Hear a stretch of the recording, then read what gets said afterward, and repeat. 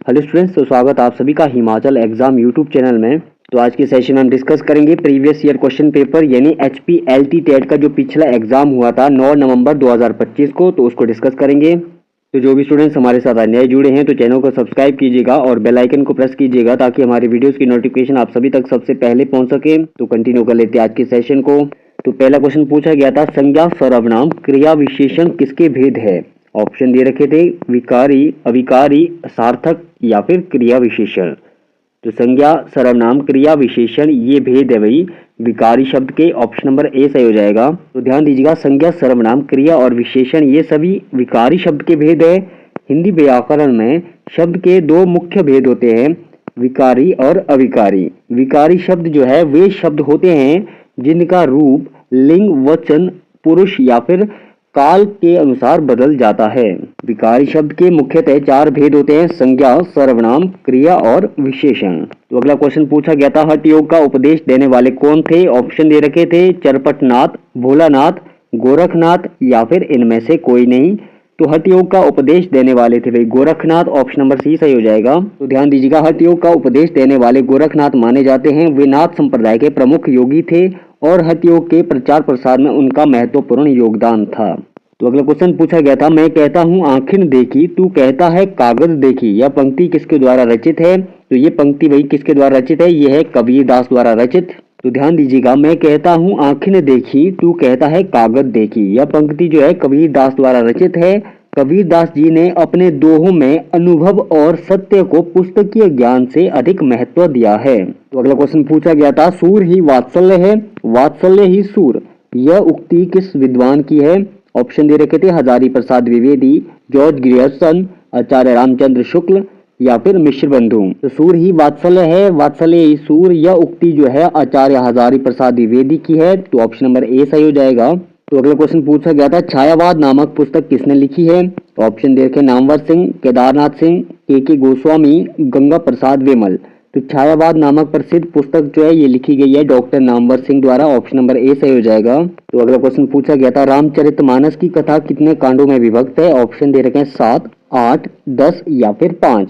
तो रामचरितमानस की कथा जो है ये है भाई 7 कांडों में विभक्त। ऑप्शन नंबर ए सही हो जाएगा। तो ये 7 कांड है भाई, बाल कांड, अयोध्या कांड, अरण्य कांड, किष्किंधा कांड, सुंदर कांड, लंका कांड और उत्तर कांड। तो अगला क्वेश्चन पूछा गया था, श्रीधर पाठक ने डेजर्ट विलेज का अनुवाद किस नाम से किया है। ऑप्शन दे रखे हैं भारत गांव, शांत पथिक, उजल ग्राम, सुधरा गांव। तो श्रीधर पाठक ने डेजर्ट विलेज का अनुवाद ये किया था भाई उजल ग्राम से के नाम से। ऑप्शन नंबर सी सही हो जाएगा। तो अगला क्वेश्चन पूछा गया था, मैथिली शरण गुप्त की राष्ट्रीय भावना से ओतप्रोत प्रसिद्ध काव्य रचना का नाम है। ऑप्शन दे रखे हैं द्वापर, जय भारत, भारत भारती या फिर झंकार। तो मैथिली शरण गुप्त की राष्ट्रीय भावना से ओतप्रोत प्रसिद्ध काव्य रचना का नाम है भाई Bharat Bharati. Option number C सही हो जाएगा। तो अगला क्वेश्चन है, परिवर्तन किस कवि की कविता का नाम है। ऑप्शन दे रखे हैं महादेवी, पंत, निराला या फिर प्रसाद। तो परिवर्तन जो है सुमित्रा नंदन पंत की कविता का नाम है। ऑप्शन नंबर बी सही हो जाएगा। तो अगला क्वेश्चन पूछा गया था, हरी घास पर क्षण भर इंद्रधनुष रौंदे हुए ये कि रचयिता है मुक्तिबोध, अज्ञेय, बालकृष्ण शर्मा, नवीन या फिर निराला। तो हरी घास पर क्षण भर इंद्रधनुष रौंदे हुए ये कि रचयिता है भाई अज्ञेय। ऑप्शन नंबर बी सही हो जाएगा। तो अगला क्वेश्चन पूछा गया था, धर्मवीर भारती द्वारा रचित प्रख्यात गीति नाट्य है। ऑप्शन दे रखे हैं कनुप्रिया, अंधा युग, ठंडा लोहा, परिवेश, हम तुम। तो धर्मवीर भारती द्वारा रचित प्रख्यात गीति नाट्य है भाई अंधा युग। ऑप्शन नंबर बी सही हो जाएगा।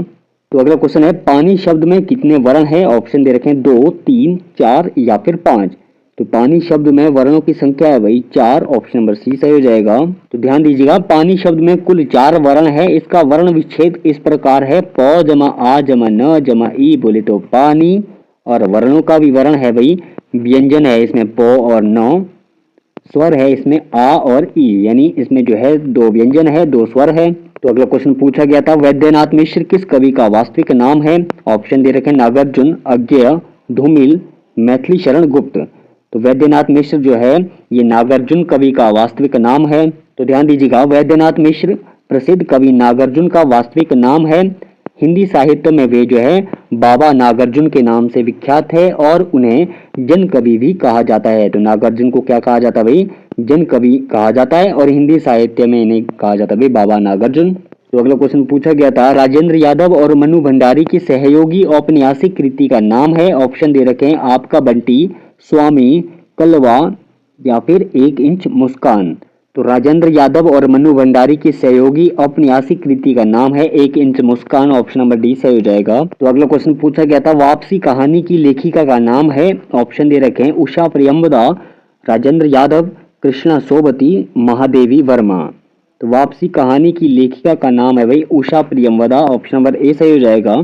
तो वापसी कहानी की लेखिका है भाई उषा प्रियंवदा। यह कहानी हिंदी साहित्य की नई कहानी आंदोलन की एक महत्वपूर्ण और चर्चित रचना मानी जाती है। तो अगला क्वेश्चन पूछा गया था, शहर और गांव की कथा का सेतु बंध है। मुंशी प्रेमचंद का निम्न उपन्यास है भाई वरदान, कायाकल्प, गोदान या फिर मंगलसूत्र। तो शहर और गांव की कथा का सेतु बंध है मुंशी प्रेमचंद का निम्न उपन्यास है भाई गोदान। ऑप्शन नंबर सी सही हो जाएगा। तो अगला क्वेश्चन पूछा गया था, पुष्टि मार्ग का जहाज किसे कहा जाता है। ऑप्शन दे रखे हैं कुंभनदास, नंददास, सूरदास या फिर गोकुलनाथ। तो पुष्टि मार्ग का जहाज कहा जाता है भाई सूरदास को। ऑप्शन नंबर सी सही हो जाएगा। तो अगला क्वेश्चन पूछा गया था, मीराबाई का काव्य जो है किस विधा का है। ऑप्शन दे रखे हैं प्रबंध काव्य, मुक्तक काव्य, चंपू काव्य या फिर गीति काव्य। तो मीराबाई का काव्य जो है ये है भाई गीति काव्य विधा का। ऑप्शन नंबर डी सही हो जाएगा। तो ध्यान दीजिएगा, मीराबाई का काव्य जो है मुख्य रूप से पद विधा का अंतर्गत आता है।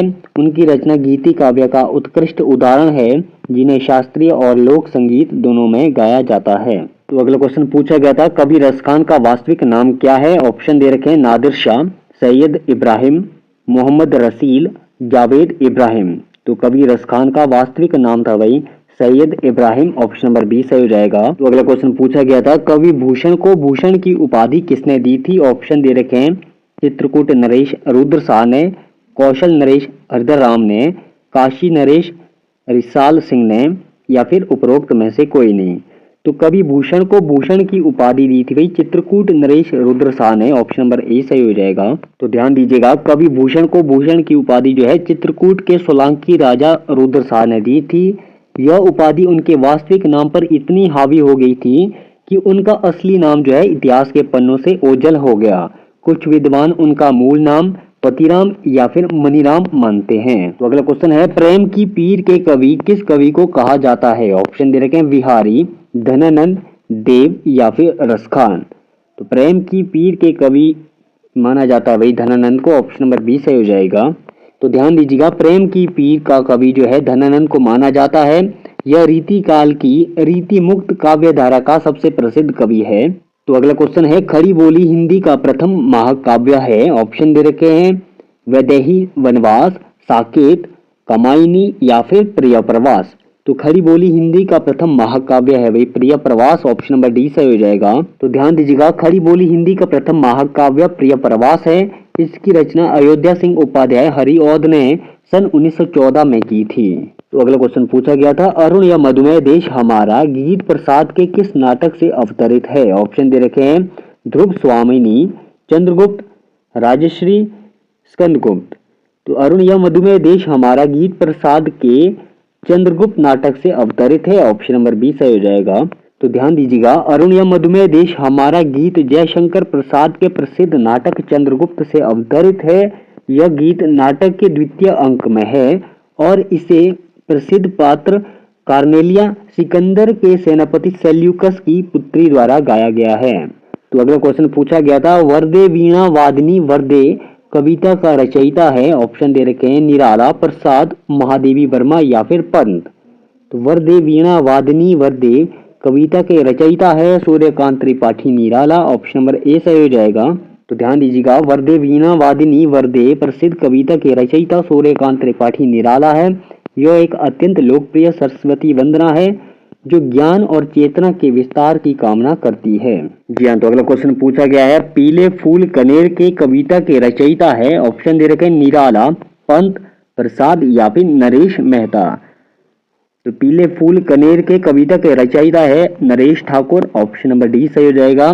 तो पीले फूल कनेर के इसका जो ऑप्शन कई बार दे रखा होता है भारत भूषण अग्रवाल भी परंतु यहाँ पर जो है पीले फूल कनेर के कविता के रचयिता होंगे Naresh Mehta. Option number D सही हो जाएगा। तो अगला क्वेश्चन है अमीर खुसरो की रचना है। ऑप्शन दे रखे हैं खालिक वारी, पद्मावत, पदावली, मृगावती। तो अमीर खुसरो की रचना यहाँ पर होगी भाई खालिक वारी। ऑप्शन नंबर ए सही हो जाएगा। तो अगला क्वेश्चन है कबीर को वाणी का डिक्टेटर किसने कहा है। ऑप्शन दे रखे हैं हजारी प्रसाद द्विवेदी, रामचंद्र शुक्ल, बच्चन या फिर इनमें से कोई नहीं।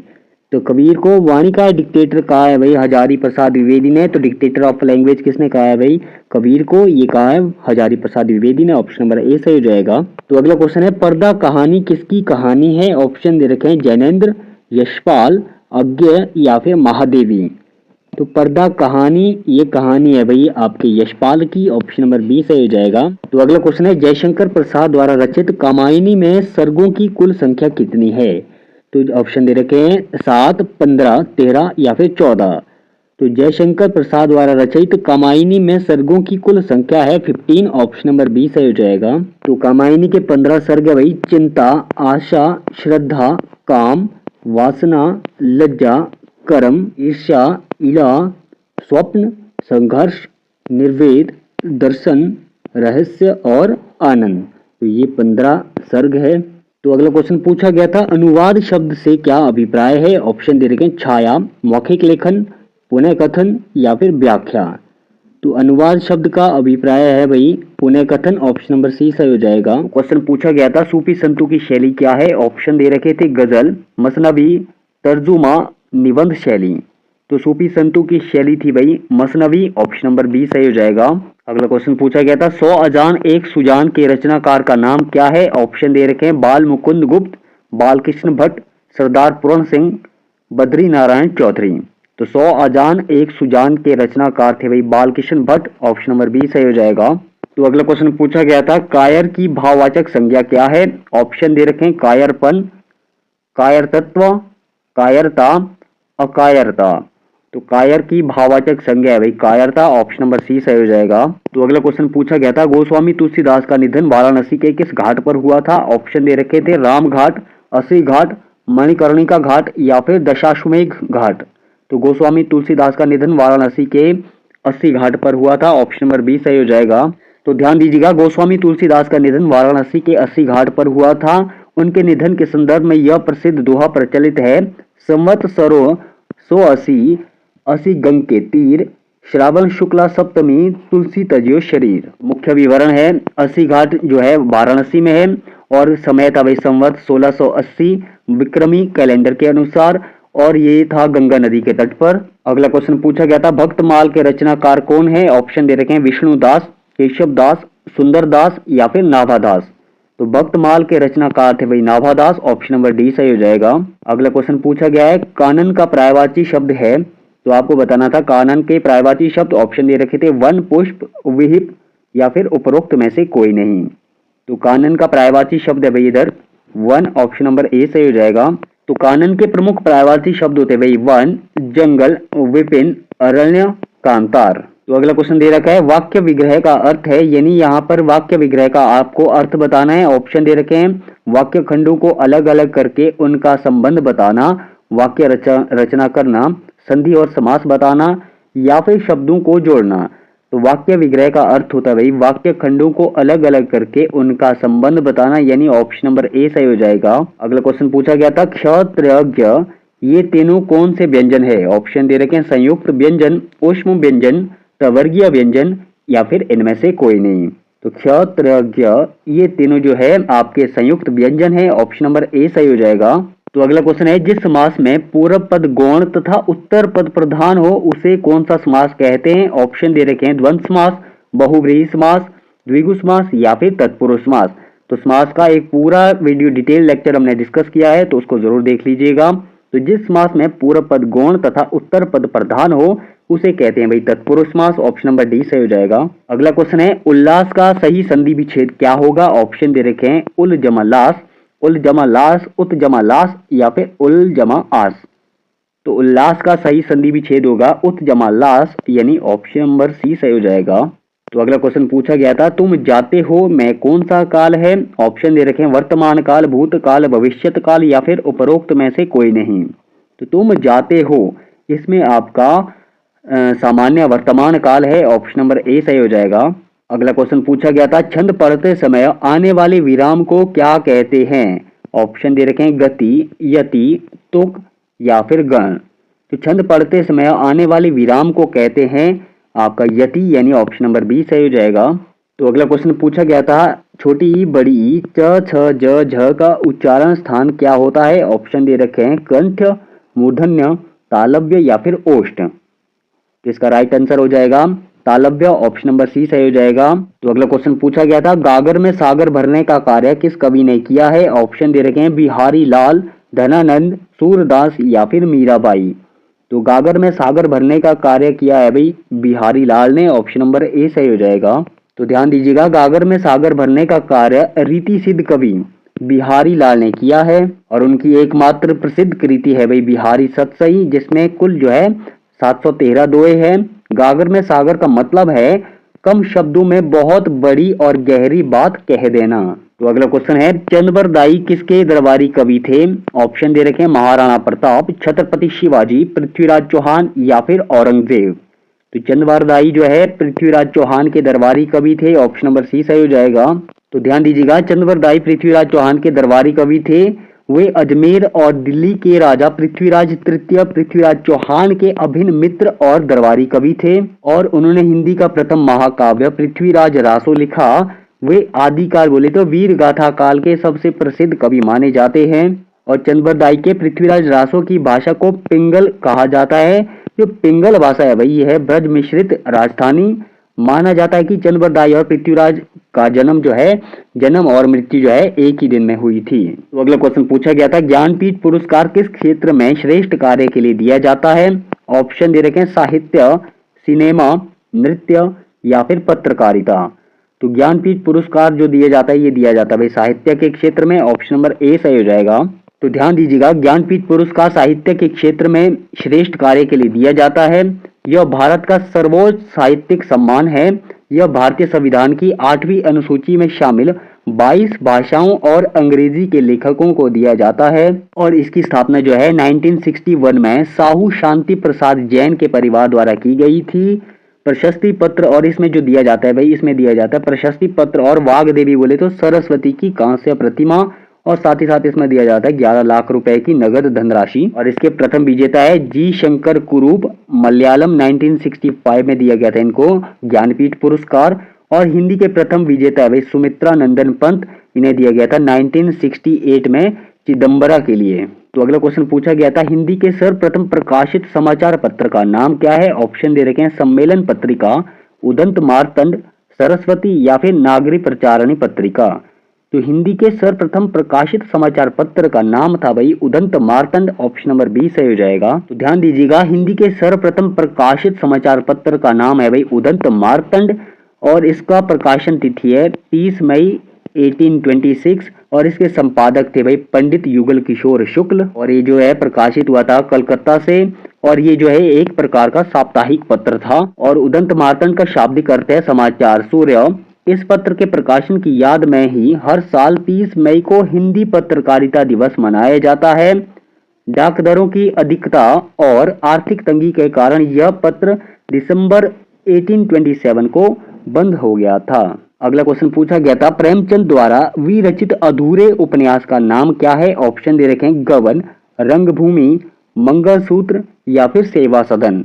तो प्रेमचंद द्वारा विरचित अधूरे उपन्यास का नाम था भाई मंगलसूत्र, ऑप्शन नंबर सी सही हो जाएगा। तो ध्यान दीजिएगा, प्रेमचंद द्वारा विरचित अधूरे उपन्यास का नाम है मंगलसूत्र। इस उपन्यास को लिखते समय प्रेमचंद का स्वास्थ्य खराब हो गया था और 1936 में उनके निधन के कारण यह अधूरा रह गया था और इसके बाद जो है उनके पुत्र अमृत राय ने इसे पूरा किया था। और मंगलसूत्र उपन्यास जो है लेखक के जीवन और उसके आदर्शों के संघर्ष पर आधारित था। और प्रेमचंद के अन्य प्रसिद्ध उपन्यास है गोदान। गोदान जो है प्रेमचंद का सबसे प्रसिद्ध उपन्यास है। गबन, सेवा सदन, रंगभूमि, कर्म भूमि और निर्मला। अगला क्वेश्चन है, यह चिन्ह क्या कहलाता है? ऑप्शन दे रखे हैं अल्प विराम, अर्ध विराम, पूर्ण विराम या फिर योजक चिन्ह। तो सेमीकोलन को बोल देते भाई अर्ध विराम, ऑप्शन नंबर बी सही हो जाएगा। और अन्य प्रमुख विराम चिन्ह दे रखे हैं, कॉमा इसे बोल देते हैं अल्प विराम, फुल स्टॉप इसको बोल देते हैं पूर्ण विराम, कॉलन इसको बोल देते हैं विराम या फिर उप विराम, हाइफन को बोल देते हैं योजक चिन्ह। तो अगला क्वेश्चन पूछा गया था भाई, डिस्क्रिपेंसी शब्द के लिए हिंदी समानार्थक शब्द क्या होगा? ऑप्शन दे रखे हैं विवेक, विसंगति, बर्खास्त करना या फिर अव्यवस्था। तो डिस्क्रिपेंसी शब्द के लिए हिंदी समानार्थी शब्द है भाई विसंगति, ऑप्शन नंबर बी सही हो जाएगा। अगला क्वेश्चन पूछा गया था, निम्न शब्द समूहों में से किस समूह के सभी शब्द जो है शुद्ध है? तो यहाँ पर सभी शब्द शुद्ध है भाई, गृहिणी, भ्रांति, जिजीविषा, ऑप्शन नंबर बी सही हो जाएगा। अगला क्वेश्चन पूछा गया था, रसोपति में आश्रय की चेष्टा क्या कही जाती है?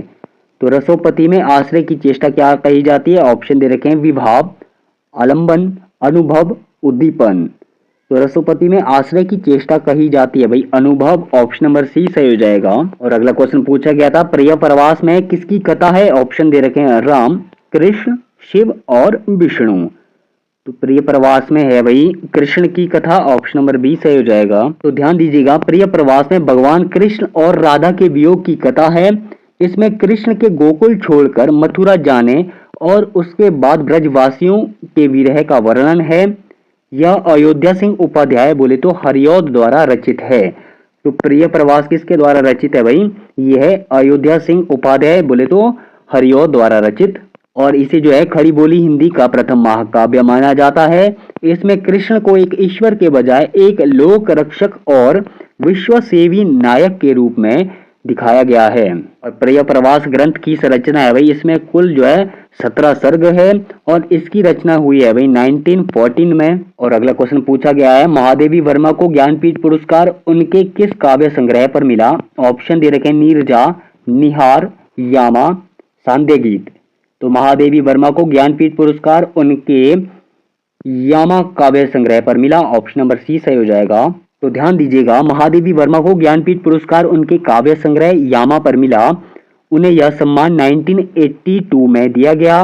यामा उनके 4 प्रमुख कवित्व संग्रह निहार, रश्मि, नीरजा और संध्या गीत का एक संकलन है। और महादेवी वर्मा जो है ज्ञानपीठ पुरस्कार पाने वाली पहली महिला हिंदी साहित्यकार थी। और महादेवी वर्मा को आधुनिक मीरा के नाम से भी जाना जाता है।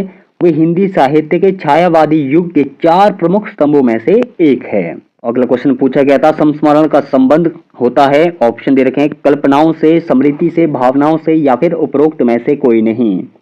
तो संस्मरण का संबंध होता है भाई स्मृति से, ऑप्शन नंबर बी सही हो जाएगा। तो अगला क्वेश्चन पूछा गया था, राहु के अन्वेषी शब्द प्रयोगवाद के कवियों के लिए किसने कहा? तो राहु के अन्वेषी शब्द प्रयोगवाद के कवियों के लिए कहा था अज्ञेय ने, ऑप्शन नंबर सी सही हो जाएगा।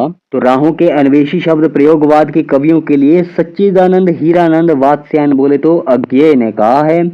और अगला क्वेश्चन पूछा गया था, हिंदी किस भाषा परिवार की भाषा है? ऑप्शन दे रखे हैं भारोपीय, द्रविड़, ऑस्ट्रिक, चीनी, तिब्बती।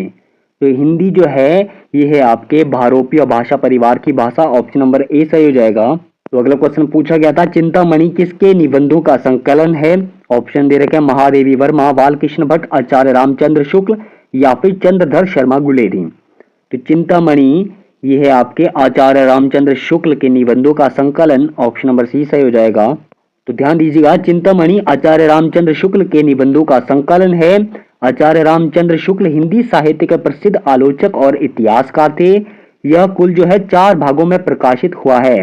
बोले तो चिंतामणि कितने भागों में प्रकाशित हुआ है? ये कुल जो है 4 भागों में प्रकाशित हुआ है। और इसमें मुख्य रूप से मनोविकार जैसे उत्साह, करुणा, क्रोध और श्रद्धा भक्ति और साहित्यिक आलोचना पर आधारित निबंध है। और इसका प्रथम भाग 1939 में प्रकाशित हुआ था। प्रकाशन से पहले इसका नाम जो है विचार विधि रखा गया था। रामचंद्र शुक्ल को उनके इसी योगदान के कारण हिंदी निबंध साहित्य का शिखर पुरुष माना जाता है। तो अगला क्वेश्चन पूछा गया था, हिंदी साहित्य के आदि काल को सिद्ध सामंत काल किसने कहा है? ऑप्शन दे रखे हैं राहुल सांकृत्यायन, हजारी प्रसाद द्विवेदी, चंद्रधर शर्मा गुलेरी या फिर मिश्र बंधु। तो हिंदी साहित्य के आदि काल को सिद्ध सामंत काल कहा है राहुल सांकृत्यायन ने, ऑप्शन नंबर ए सही हो जाएगा।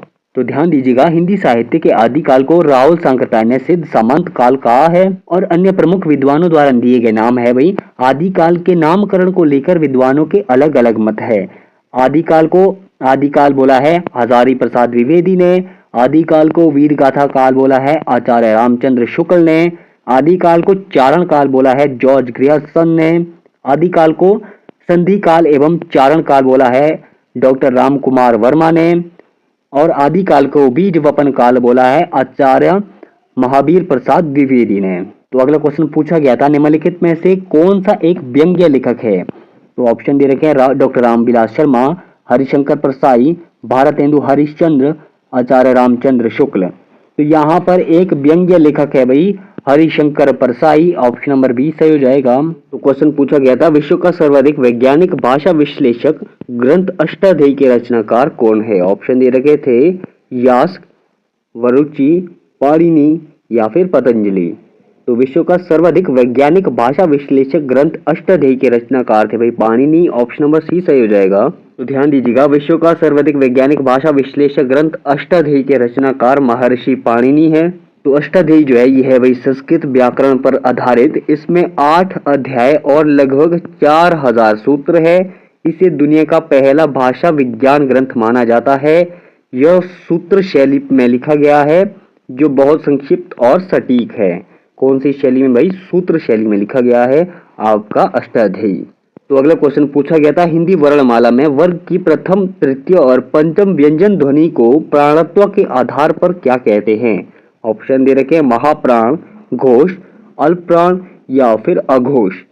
तो हिंदी वर्णमाला में वर्ग के प्रथम, तृतीय और पंचम व्यंजन ध्वनियों को प्राणत्व के आधार पर कहते हैं अल्पप्राण, ऑप्शन नंबर सी सही हो जाएगा। तो ध्यान दीजिएगा हिंदी वर्णमाला में वर्ग की प्रथम, तृतीय, पंचम व्यंजन ध्वनियों को प्राणत्व के आधार पर अल्पप्राण कहते हैं। और अल्पप्राण किसे कहते हैं भाई, जिन वर्णों के उच्चारण में वायु कम मात्रा में बाहर निकलती है उन्हें अल्पप्राण कहा जाता है। वर्ग के अक्षर यानी प्रत्येक वर्ग का पहला, तीसरा और पांचवा वर्ण जैसे क, ग, ड़ और अंतस्थ व्यंजन बोले तो य, र, ल, व भी जो है अल्पप्राण है। और सभी स्वर यानी हिंदी के सभी स्वर जो है अल्पप्राण की श्रेणी में आते हैं। यहाँ पर देख लेते हैं अल्पप्राण और महाप्राण। तो अल्पप्राण में यानी वर्ग के वर्ण होते हैं पहला, तीसरा और पांचवा, और महाप्राण में होते हैं दूसरा और चौथा। उदाहरण के तौर पर देख लेते हैं क वर्ग में क, ग, ड़ यानी पहला, तीसरा, पांचवा और दूसरा और चौथा बोले तो ख और घ आपका महाप्राण है। तो अगला क्वेश्चन पूछा गया था खुमान रासो किस कवि की रचना है। ऑप्शन दे रखे हैं नल सिंह, शाकधर, दलपति विजय, अमीर खुसरो। तो खुमान रासो के रचनाकार है भाई दलपति विजय, ऑप्शन नंबर सी सही हो जाएगा। तो ध्यान दीजिएगा खुमान रासो के रचनाकार दलपति विजय है। यह जो है आदिकाल बोले तो वीर गाथा काल की रचना मानी जाती है। इसमें चित्तौड़ के शासक खुमान द्वितीय के युद्धों का वर्णन है। और खुमान रासो की जो भाषा है इसकी रचना राजस्थानी बोले तो डिंगल हिंदी में की गई है। इसमें लगभग 5000 छंद है और यह जो है वीर रस प्रधान ग्रंथ है। जो आपका खुमान रासो है इसमें 5000 छंद है और यह जो है वीर रस प्रधान ग्रंथ है। अगला क्वेश्चन पूछा गया है सरहपा का संबंध निम्न में से किससे है। ऑप्शन दे रखे हैं सिद्ध साहित्य, रासो काव्य, नाथ साहित्य, जैन काव्य। तो सरहपा का संबंध है भाई आपके सिद्ध साहित्य से, ऑप्शन नंबर ए सही हो जाएगा। तो ध्यान दीजिएगा सरहपा को जो है राहुल सांकृत्यायन के अनुसार हिंदी का प्रथम कवि माना जाता है। ये जो है 84 सिद्धों में सबसे प्रमुख और सबसे पुराने माने जाते हैं। इनकी सबसे प्रसिद्ध रचना है दोहा कोश। तो सरहपा की सबसे प्रसिद्ध रचना है भाई दोहा कोश और इन्होंने जो है सहज ज्ञान बोले तो सहज मार्ग की नींव रखी थी। जी हाँ। तो अगला क्वेश्चन पूछा गया था उलटवासी रचनाओं का संबंध किससे है। ऑप्शन दे रखे हैं सूरदास, कबीरदास, रामानंद या फिर तुलसीदास। तो उलटवासी रचनाओं का संबंध है भाई आपके कबीरदास से, ऑप्शन नंबर बी सही हो जाएगा। जी हाँ। तो अगला क्वेश्चन पूछा गया था कवि मंजन की प्रसिद्ध रचना निम्न में से कौन सी है। ऑप्शन दे रखे हैं चित्रावली, मधुमालती, ज्ञानदीप या फिर इंद्रावती। तो कवि मंजन की प्रसिद्ध रचना है भाई आपके मधुमालती, ऑप्शन नंबर बी सही हो जाएगा। तो अगला क्वेश्चन पूछा गया है 252 वैष्णवों की वार्ता किसकी रचना है। ऑप्शन दे रखे हैं कृष्णदास, यदुनाथ, गोकुलनाथ या फिर नंददास। तो 252 वैष्णवों की वार्ता इसके रचनाकार है Goswami Gokulnath, option number C सही हो जाएगा। तो अगला क्वेश्चन पूछा गया था कवित रत्नाकर के रचयिता कौन है। ऑप्शन दे रखे हैं देव, सेनापति, पद्माकर या फिर चिंतामणि। तो कवित्र रत्नाकर के रचयिता है सेनापति, ऑप्शन नंबर बी सही हो जाएगा। तो ध्यान दीजिएगा, सेनापति जो है रीति काल के प्रसिद्ध कवि है। यह रचना जो है आपका कवित्र रत्नाकर की रचना है। संवत 1706 में लगभग 1649 ईस्वी के आसपास लिखी गई थी। यह एक राम काव्य और रीति ग्रंथ का मिश्रण है, जिसमें 5 तरंग यानी 5 अध्याय और लगभग 394 छंद है। और सेनापति को जो है अपने ऋतु वर्णन के लिए हिंदी साहित्य में सर्वश्रेष्ठ माने जाते हैं। उन्होंने कवित्र रत्नाकर में ऋतुओं का अत्यंत सूक्ष्म और सुंदर वर्णन किया है। और इसकी भाषा जो है बोले तो कवित्र रत्नाकर की भाषा जो है शुद्ध और साहित्यिक ब्रज भाषा है। जी हाँ, तो अगला क्वेश्चन पूछा गया था, कवि कल्पतरु और श्रृंगार मंजरी किस रीतिकालीन कवि की रचनाएं हैं? ऑप्शन दे रखे हैं मतीराम, चिंतामणि, भिखारीदास या फिर पद्माकर। तो कवि कल्पतरु और श्रृंगार मंजरी आपके चिंतामणि त्रिपाठी रीतिकालीन कवि की रचनाएं हैं। ऑप्शन नंबर बी सही हो जाएगा। तो अगला क्वेश्चन पूछा गया था, वल्लभाचार्य ने किस वाद की नींव रखी? ऑप्शन दे रखे हैं द्वैताद्वैतवाद, द्वैतवाद, शुद्ध अद्वैतवाद या फिर विशिष्ट अद्वैतवाद। तो वल्लभाचार्य ने रखी थी भी आपके शुद्ध अद्वैतवाद की नींव। ऑप्शन नंबर सी सही हो जाएगा। तो अगला क्वेश्चन पूछा गया था, रानी कैकती की कहानी किसके द्वारा लिखी गई? ऑप्शन दे रखे हैं मुंशी सदा सुखलाल, इशाअल्लाह खां, शिव प्रसाद सितारे हिंद या फिर लल्लू लाल जी। तो रानी कैकती की कहानी ये लिखी गई है मुंशी इशाअल्लाह खां के द्वारा। ऑप्शन नंबर बी सही हो जाएगा। तो अगला क्वेश्चन पूछा गया था, हिंदी का प्रथम उपन्यास इनमें से कौन सा है? ऑप्शन दे रखे परीक्षा गुरु, चंद्रकांता संतति, भूतनाथ या फिर गोदान। तो हिंदी का प्रथम उपन्यास इनमें से है भाई परीक्षा गुरु। ऑप्शन नंबर ए सही हो जाएगा। तो अगला क्वेश्चन पूछा गया था, हिंदी प्रदीप के संपादक कौन है? ऑप्शन दे रखे हैं प्रताप नारायण मिश्र, बालकिशन भट्ट, बद्री नारायण चौधरी या फिर ठाकुर जगमोहन। तो हिंदी प्रदीप के संपादक है भाई Balkishan Bhatt. Option number B सही हो जाएगा। तो अगला क्वेश्चन पूछा गया है, ललित कला का स्वर्ग युग कौन सा काल माना जाता है? ऑप्शन दे रखे हैं आदि काल, आधुनिक काल, गुप्त काल या फिर भक्ति काल। तो ललित कला का स्वर्ग युग माना जाता है आपका गुप्त काल। ऑप्शन नंबर सी सही हो जाएगा। तो अगला क्वेश्चन पूछा गया था, ले चल मुझे बुलावा देकर मेरे नाविक धीरे धीरे, ये पंक्ति किसकी है? ऑप्शन दे रखे हैं प्रसाद, पंत, निराला या फिर महादेवी। तो ले चल मुझे बुलावा देकर मेरे नाविक धीरे धीरे, ये पंक्ति है भैया आपके जयशंकर प्रसाद की। ऑप्शन नंबर ए सही हो जाएगा। तो ध्यान दीजिएगा, यह प्रसिद्ध पंक्तियां जो है छायावाद के प्रवर्तक जयशंकर प्रसाद की है। यह पंक्तियां उन्होंने जो है प्रसिद्ध काव्य संग्रह लहर बोले तो जिसका संपादन हुआ था 1933 में, इसमें संकलित है आपकी ये पंक्तियां। तो अगला क्वेश्चन पूछा गया है, प्रसादकृत कामायनी में कुल कितने सर्ग है? ऑप्शन दे रखे हैं 8, 11, 15 और 12। तो प्रसादकृत कामायनी में है भैया आपके 15 सर्ग। ऑप्शन नंबर सी सही हो जाएगा। तो अगला क्वेश्चन पूछा गया था, युगधारा, प्यासी, पथराई आंखें, भस्मांकुर, ये किसकी रचनाएं हैं? ऑप्शन दे रखे नागार्जुन, त्रिलोचन, रागे राघव, केदारनाथ अग्रवाल। तो युगधारा, प्यासी, पथराई आंखें, भस्मांकुर, ये रचनाएं हैं भाई आपके नागार्जुन की। ऑप्शन नंबर ए सही हो जाएगा। तो अगला क्वेश्चन पूछा गया था, आधुनिक युग का श्रेष्ठ महाकाव्य किसे माना जाता है? तो आधुनिक युग का श्रेष्ठ महाकाव्य बताना है। ऑप्शन दे रखे साकेत, कामायनी, उर्वशी या फिर प्रिय प्रवास। तो आधुनिक युग का श्रेष्ठ महाकाव्य माना जाता है कामायनी को। ऑप्शन नंबर बी सही हो जाएगा। तो अगला क्वेश्चन पूछा गया है, गीत फरोश किस कवि की रचना है? ऑप्शन दे रखे अज्ञेय, भवानी प्रसाद मिश्र, प्रसाद या फिर केदारनाथ।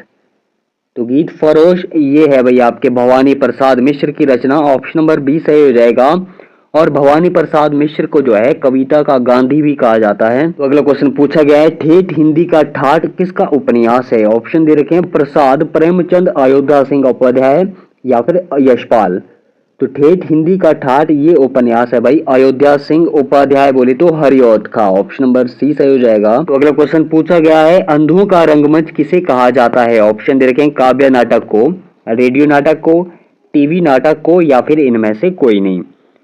तो अंधों का रंगमंच कहा जाता है भाई रेडियो नाटक को। ऑप्शन नंबर बी सही हो जाएगा। तो अगला क्वेश्चन पूछा गया था, जमीन पक रही है किस प्रकार का संग्रह है? ऑप्शन दे रखे हैं उपन्यास, नाटक, एकांकी या फिर काव्य संग्रह।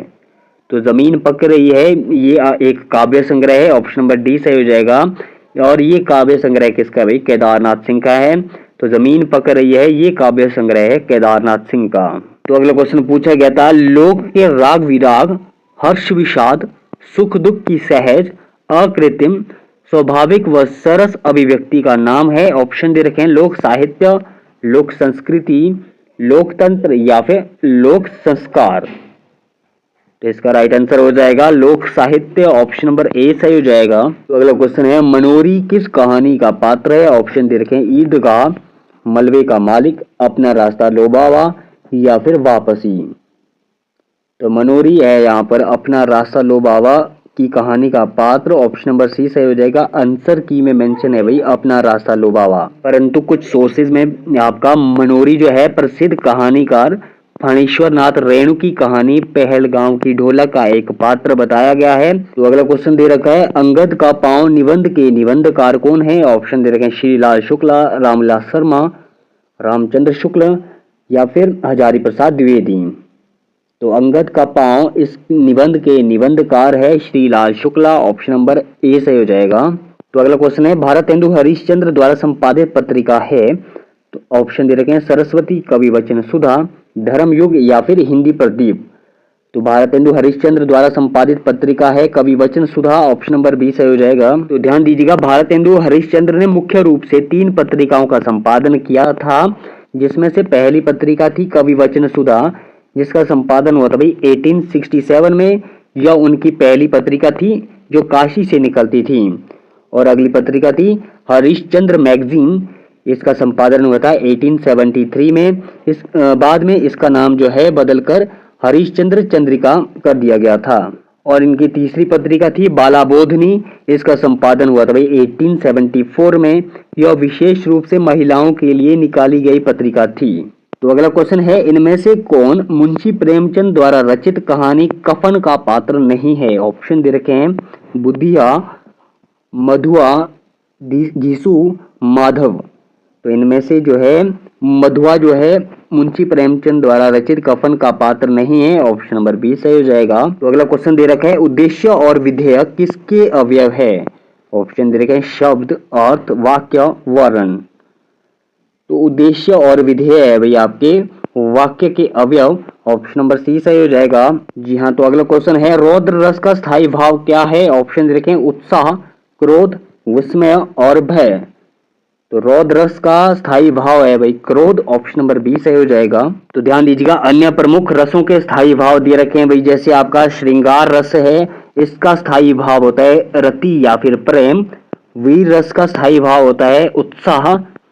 करुण रस का स्थायी भाव होता है शोक।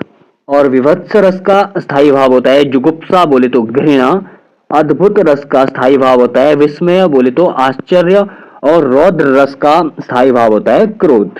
तो अगला क्वेश्चन पूछा गया था, संचारी भावों की संख्या कितनी मानी गई है? ऑप्शन दे रखे हैं 32, 33, 35, 36।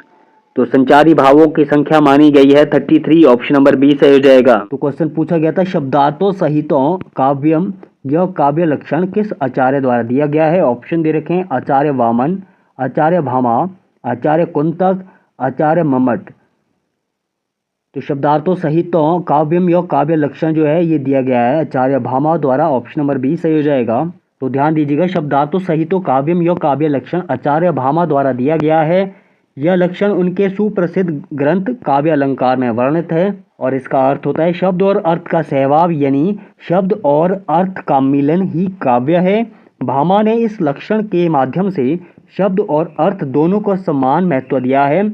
वे जो है संस्कृत काव्य शास्त्र के अलंकार संप्रदाय के प्रवर्तक माने जाते हैं। और अगला क्वेश्चन पूछा गया था, गुण दोषों का समरूप मूल्यांकन करने वाले के लिए एक शब्द लिखिए। ऑप्शन दे रखे हैं, शास्त्रज्ञ, ज्योतिषी, जिज्ञासु या फिर समीक्षक। तो गुण दोषों का समरूप मूल्यांकन करने वाले के लिए एक शब्द है भाई समीक्षक या फिर आलोचक, ऑप्शन नंबर डी सही हो जाएगा। तो अगला क्वेश्चन पूछा गया था, पुरोगामी शब्द का विलोम शब्द क्या होगा? ऑप्शन दे रखे हैं, पुरोधा, पश्चगामी, अग्रगामी या फिर अग्रणी।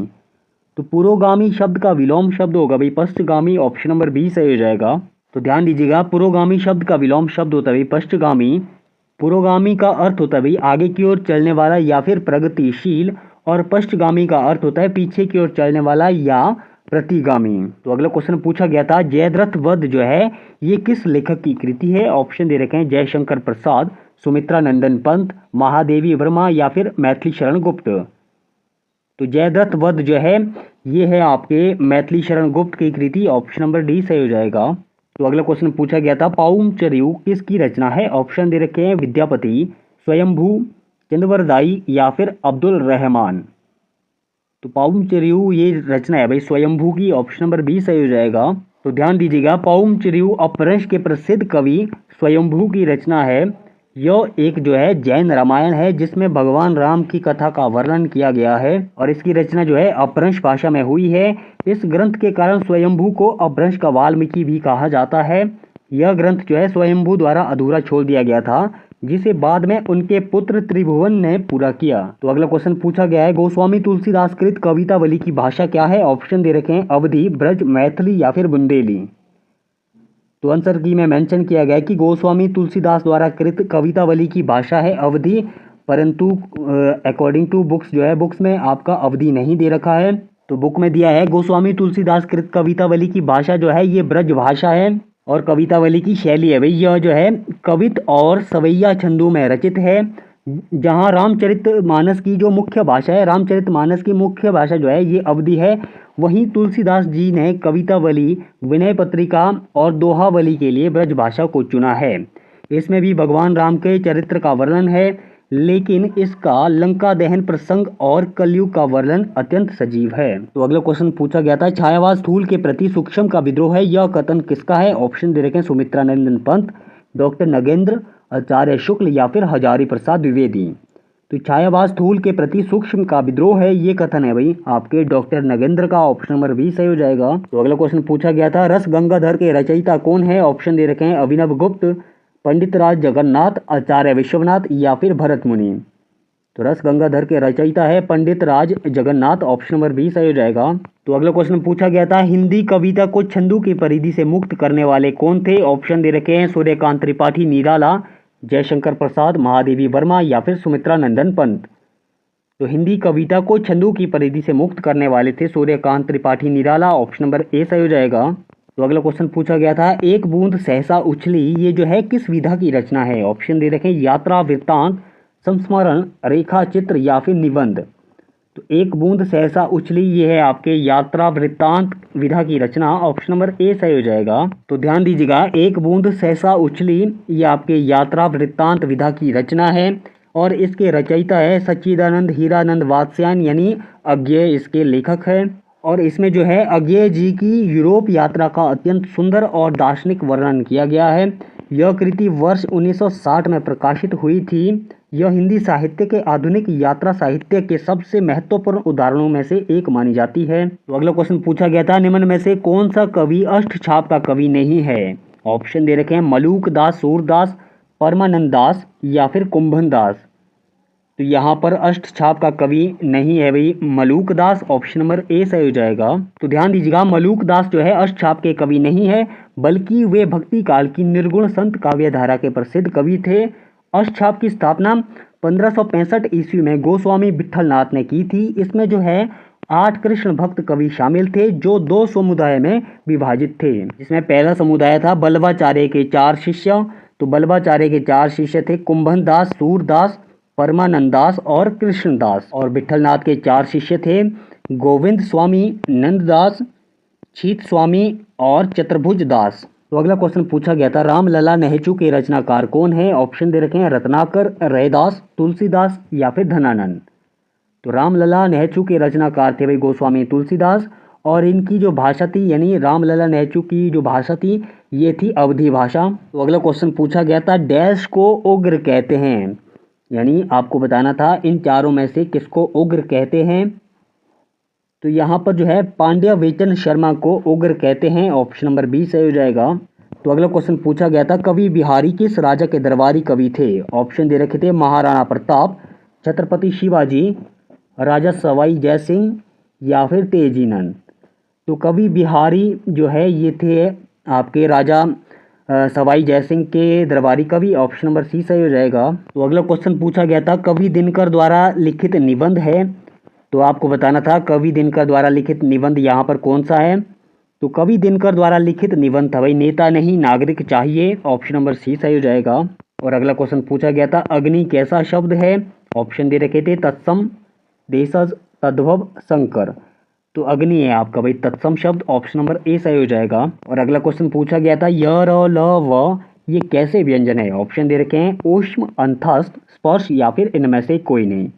तो य र ल व ये है आपके अंतस्थ व्यंजन, ऑप्शन नंबर बी सही हो जाएगा। तो अगला क्वेश्चन पूछा गया था कलम का सिपाही किसकी जीवनी पर आधारित रचना है, ऑप्शन दे रखे हैं प्रेमचंद, अमृत राय, प्रसाद या फिर निराला। तो कलम का सिपाही ये आपके मुंशी प्रेमचंद की जीवनी पर आधारित रचना, ऑप्शन नंबर ए सही हो जाएगा। तो ध्यान दीजिएगा कलम का सिपाही मुंशी प्रेमचंद की जीवनी पर आधारित रचना है। इस जीवनी के लेखक प्रेमचंद के सुपुत्र अमृत राय है और इस कृति के लिए अमृत राय को वर्ष 1963 में साहित्य अकादमी पुरस्कार से सम्मानित किया गया था। इसमें प्रेमचंद के संघर्षपूर्ण जीवन और उनके व्यक्तित्व और साहित्य के प्रति उनके समर्पण का बहुत सजीव चित्रण किया गया है। तो अगला क्वेश्चन पूछा गया था वृक्ष से पत्ता गिरता है इस वाक्य में कौन सा कारक है, ऑप्शन दे रखे अपदान, करण, कर्म या फिर संप्रदान। तो वृक्ष से पत्ते गिरते हैं जुदाई की सेंस में आपका अपादान कारक, ऑप्शन नंबर ए सही हो जाएगा। तो अगला क्वेश्चन पूछा गया था सरकारी पत्र की भाषा कैसी होनी चाहिए, ऑप्शन दे रखे अनौपचारिक, औपचारिक, साहित्यिक या फिर विद्वतापूर्ण।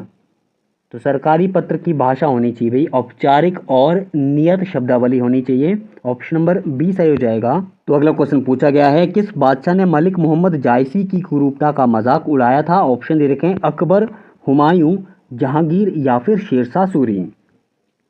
तो मलिक मोहम्मद जायसी की कुरूपता का मजाक उड़ाया था भाई शेरशाह सूरी ने, ऑप्शन नंबर डी सही हो जाएगा। और मलिक मोहम्मद जायसी ने जो है शेरशाह सूरी से पूछा था कि आप मुझ पे हंस रहे हो या फिर उस पे हंस रहे हो जिसने मुझे बनाया है। तो अगला क्वेश्चन पूछा गया था अलंकार के कितने भेद होते हैं, ऑप्शन दे रखे हैं 2, 3, 4 या फिर 5। तो अलंकार के होते हैं भाई 3 भेद। तो कौन से भेद होते हैं, जिसमें पहला है शब्दालंकार, दूसरा है अर्थालंकार और तीसरा है उभयालंकार। तो अलंकार के होते हैं 3 भेद, ऑप्शन नंबर बी सही हो जाएगा। तो अगला क्वेश्चन पूछा गया है दोहा, सोरठा, रोला, चौपाई आदि छंद है, ऑप्शन दे रखे हैं मुक्त छंद, वर्णित छंद, मात्रिक छंद या फिर इनमें से कोई नहीं। तो दोहा, सोरठा, रोला, चौपाई ये है आपके मात्रिक छंद, ऑप्शन नंबर सी सही हो जाएगा। तो अगला क्वेश्चन पूछा गया है शारदा लिपि का संबंध किस राज्य से है, ऑप्शन दे रखे हैं हिमाचल, हरियाणा, पंजाब या फिर जम्मू कश्मीर। तो शारदा लिपि का संबंध है भाई आपके कश्मीर से, वर्तमान जम्मू कश्मीर और लद्दाख, ऑप्शन नंबर डी सही हो जाएगा। अगला क्वेश्चन पूछा गया था आकाश दर्शन निबंध के लेखक का नाम क्या है, ऑप्शन दे रखे महात्मा गांधी, जवाहरलाल नेहरू, शांता कुमार या फिर गुणाकर मुल्ले। तो आकाश दर्शन निबंध के लेखक है भाई गुणाकर मुल्ले, ऑप्शन नंबर डी सही हो जाएगा। तो अगला क्वेश्चन पूछा गया था लहरों के राजहंस रचना किस विधा से संबंधित है, ऑप्शन दे रखे उपन्यास, नाटक, कहानी या फिर एकांकी। तो लहरों के राजहंस ये आपके भाई नाटक विधा की रचना, ऑप्शन नंबर बी सही हो जाएगा, जिसके रचनाकार है मोहन राकेश। तो अगला क्वेश्चन पूछा गया था वक्रोक्ति सिद्धांत के प्रवर्तक आचार्य का नाम क्या है, ऑप्शन दे रखे हैं आचार्य भामा, आचार्य कुंतक, भरत मुनि या फिर अभिनव गुप्त। तो वक्रोक्ति सिद्धांत के प्रवर्तक है भाई आपके आचार्य कुंतक, ऑप्शन नंबर बी सही हो जाएगा। तो अगला क्वेश्चन पूछा गया था निम्न रचना में से ज्योतिष विचार संबंधी रचना कौन सी है, ऑप्शन दे रखे हैं रामाज्ञा प्रश्न, विनय पत्रिका, बरवे रामायण, वैराग्य संदीपनी। तो यहाँ पर जो है ज्योतिष विचार संबंधी रचना है रामाज्ञा प्रश्न, ऑप्शन नंबर ए सही हो जाएगा। तो अगला क्वेश्चन पूछा गया था राजपुत्र में कौन सा समास है, तो समास का हमने जो है डिटेल डिस्कशन कर रखा है, एक बार जरूर देख लीजिएगा। ऑप्शन दे रखे हैं अव्यय भाव, द्वंद, बहुब्रीहि, तत्पुरुष। तो राजपुत्र बोले तो राजा का पुत्र, राजा का पुत्र बोले तो तत्पुरुष समास, तत्पुरुष समास बोले तो कौन सा तत्पुरुष, संबंध तत्पुरुष समास, ऑप्शन नंबर डी सही हो जाएगा। तो अगला क्वेश्चन पूछा गया था भोलानाथ तिवारी ने खड़ी बोली को क्या नाम दिया है, ऑप्शन दे रखे हैं हिंदी, हिंदुस्तानी, कौरवी या फिर रेखता। तो भोलानाथ तिवारी ने खड़ी बोली को कौरवी नाम दिया है, ऑप्शन नंबर सी सही हो जाएगा। तो आज के सेशन में इतना ही करते हैं, आशा करता हूँ आप सभी को आज का सेशन पसंद आया होगा। तो अगर पसंद आया हो तो लाइक शेयर सब्सक्राइब कीजिए हिमाचल एग्जाम यूट्यूब चैनल को और बने रहिए हमारे साथ। तो बहुत जल्द मिलते हैं नेक्स्ट सेशन में।